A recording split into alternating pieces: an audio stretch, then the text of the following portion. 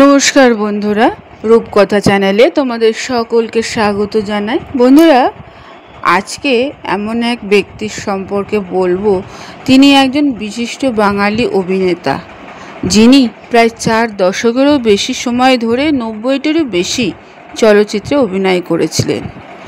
ছবি বিশ্বাস পাহাড়ি চ্যানেলের পাশাপাশি তিনি বাংলা সাদা কালো পর্দায় 50 এবং 60-এর দশকে অধিকাংশ মধ্যবয়স্ক চরিত্রে আধিপত্য করে গিয়েছিলেন। প্রকৃতপক্ষে তার সফলতা 90 দশকে একইভাবে অক্ষুণ্ণ ছিল। তিনি আর কেউ নন, তিনি হলেন সেই যুগের বিশিষ্ট অভিনেতা কমল মিত্র, যিনি উত্তম, সুচিত্রা, তনুজা সকলের সাথে অভিনয় করেছেন পিতা হিসাবে। কমল মিত্র বিশিষ্ট পৌরাণিক ও সামাজিক কাহিনীতে বেশ কয়েকটি উল্লেখযোগ্য অভিনয় করেছিলেন। বন্ধুরা, আজকের পর্বটি সম্পূর্ণ কমল মিত্র সম্পর্কে জানব। যদি ভালো লাগে সবার কাছে শেয়ার করে দেবে, লাইক করে দেবে, আর পাশের বেল আইকনটিকে ক্লিক করে রাখবে, যাতে পরবর্তী ভিডিওর নোটিফিকেশন সবার আগে তোমাদের কাছে পৌঁছে যায়। বন্ধুরা, কমল মিত্র 9 ডিসেম্বর 1912 সালে বর্ধমানে জন্মগ্রহণ করেছিলেন। কমল মিত্র থিয়েটার যাত্রায় অভিনয়ও করেছিলেন। মঞ্চ এবং পর্দাতে তার অনেক শক্তিশালী অভিনয়ে গুণগত বৈশিষ্ট্য তার নিয়মশৃঙ্খলা থেকে এসেছিল, যেটি তিনি পেয়েছিলেন স্নাতক হওয়ার পর প্রারম্ভিক বছরগুলিতে সামরিক বাহিনীতে কাজ করার জন্য। তিনি বর্ধমান শহরে খ্যাতনামা মিত্র পরিবারে একজন উৎসাহী খেলোয়াড় ছিলেন। অল্প বয়সে একজন ভালো ফুটবলারও ছিলেন। চলচ্চিত্র জীবন শুরু করার আগে তিনি বর্ধমান জেলা ম্যাজিস্ট্রেট ও কালেক্টর অফিসে কাজ করেছিলেন। তিনি একটি উৎসুক পাঠক ছিলেন, বিরল বইয়ের একটি সংগ্রাহক ছিলেন। কলকাতায় চলচ্চিত্র কেন্দ্র, চলচ্চিত্র অধ্যয়ন ও চলচ্চিত্র আর্কাইভ নন্দনে তার বিশাল সংগ্রহ দান করেছিলেন। তিনি রেডিও নাটকগুলোতেও অভিনয় করেছিলেন। তার কণ্ঠস্বর, উচ্চতা উভয়ই দুর্লভ।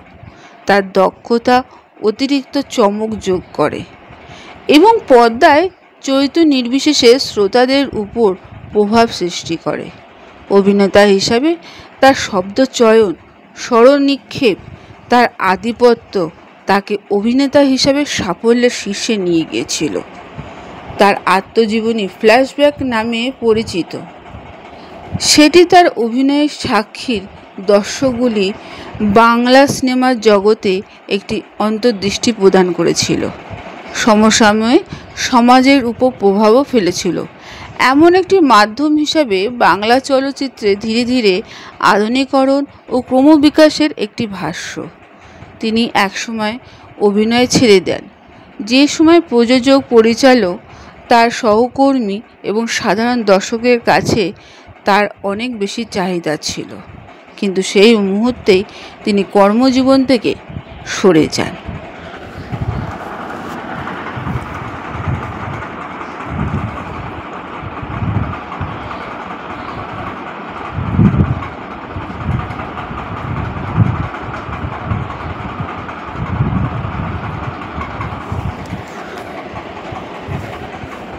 কমল মিত্রের অভিনীত কয়েকটি চলচ্চিত্র হল সংকল্প, বীরহাঙ্গিনী, নীলাঙ্গুরীয়, মহিষাসুর বধ, সব্যসাচী, বিদ্যাসাগর, আনন্দমঠ, জিঘাংসা, অগ্নিপরীক্ষা, শিল্পী, সাপমোচন, কংস, 7 নম্বর বাড়ি, পথের দাবি, বন্ধু, পরশপাথর, একটি রাত, নববিধান, লৌহকপাট, সাগরিকা, হাসপাতাল, জমালয়ে জীবন্ত মানুষ, সূর্যতরণ, আসিতে আসিও না, বিভাস, ভানু পেল লটারি, দেয়া নেয়া, থানা থেকে আসছি, শেষ অঙ্ক, চিরদিনের, বর্ণালী, পরিণীতা, কাল তুমি আলেয়া, মণিহার, জীবন মৃত্যু, সবরমতী, পিতা পুত্র, 3 ভুবনের পারে, হারমোনিয়াম, ফুলঠাম্মা, রৌদ্রছায়া, আরও একজন,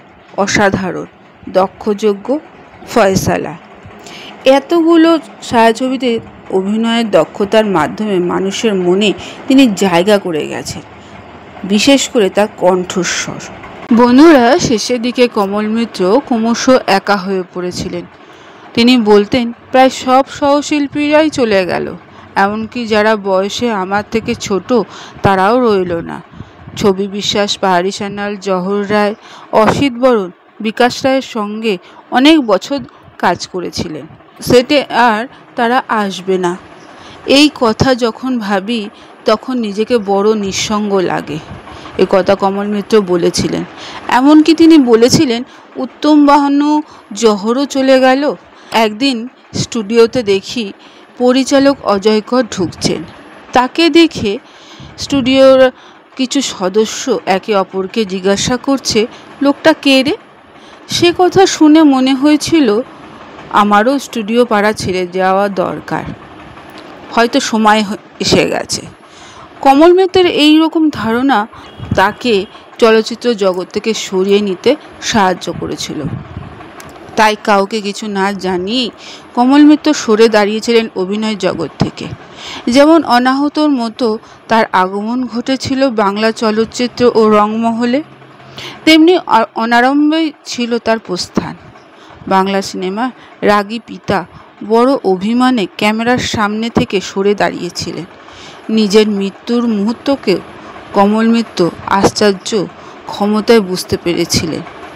নিজের শ্রাদ্ধ শান্তির যাবতীয় খরচের ব্যবস্থা গুছিয়ে রেখে গেছিলেন তিনি। ছেলেমেয়েদের উপর করা নির্দেশ ছিল কোনোভাবেই যেন তাকে হাসপাতালে নিয়ে যাওয়া না হয়। তার মৃত্যুশয্যায় পাশে উপস্থিত ছিল স্ত্রী, মেয়ে, জামাই, সবাইকে অবাক করে দিয়ে শেষ নিঃশ্বাস ফেলার আগে উপস্থিত সকলের কাছে জীবনের স্বীকৃতি কোনো অজানা অপরাধের জন্য ক্ষমা চেয়ে নিয়েছিলেন। তারপর মৃত্যুর কোলে যেন সজ্ঞানেই ঢলে পড়েছিলেন। ঠিক যেমন বাংলা সিনেমায় ঘটে, তার বাস্তব জীবনেও সেটা ঘটেছিল। কমল মিত্র 2রা আগস্ট 1993 সালে মৃত্যুবরণ করেছিলেন। মৃত্যুকালে তার বয়স ছিল 83 বছর 8 মাস। এই বয়সে তিনি সকল মায়া মমতা কাটিয়ে পরলোক গমন করেছিলেন। কিন্তু তার অভিনয়, তার কণ্ঠস্বর আজও মানুষ মনে রেখেছে। সিনেমায় যদি তার ডায়লগ শুনে তাহলে চোখ বন্ধ করে সবাই বলতে পারবে এই কণ্ঠস্বরটি কমল মিত্রের। তাই বন্ধুরা, এই রকম কিংবদন্তি শিল্প 100টার মধ্যে একটাই জন্মায়। আজকের পর্বটা কেমন লাগলো বন্ধুরা, অবশ্যই কমেন্টে জানিও। বন্ধুরা, আজকের পর্বটি এখানেই শেষ করলাম। এতক্ষণ আমার ভিডিওটি দেখার জন্য ও শোনার জন্য তোমাদের অসংখ্য ধন্যবাদ।